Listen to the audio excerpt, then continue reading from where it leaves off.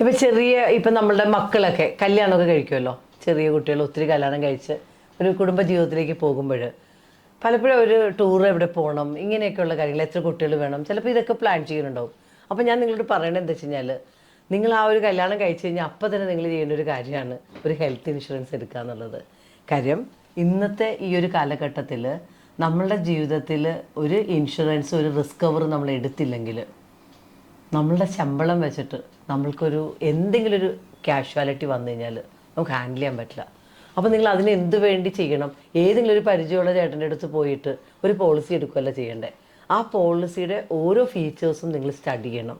അത് ക്യാഷ്ലെസ് ആണോ, അതിൽ എന്തൊക്കെ കാര്യങ്ങൾ കിട്ടും, അങ്ങനെയുള്ള കാര്യങ്ങൾ കമ്പയർ ചെയ്ത് എന്താണെന്ന് മനസ്സിലാക്കിയിട്ട് ആ ഒരു വാല്യൂ പ്രൊവൈഡ് ചെയ്യണ ഒരു ഏജൻറ്റിനെ ആയിരിക്കണം, നോളജബിൾ ആയിട്ടുള്ള ഒരാളെ ആയിരിക്കും എടുക്കണേ.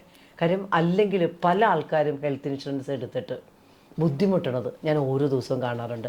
അപ്പം നിങ്ങളെ സംബന്ധിച്ച് ജീവിതത്തിൽ വിജയിക്കണം എന്നുണ്ടെങ്കിൽ നമുക്ക് ഏറ്റവും നല്ലൊരു പ്ലാനിങ് നമ്മൾ സമ്പാദിക്കാൻ തുടങ്ങണം അന്ന് തന്നെ ഉണ്ടാക്കുക എന്ന് പറയുന്നത് വളരെ ഇമ്പോർട്ടൻ്റ് ആണ്.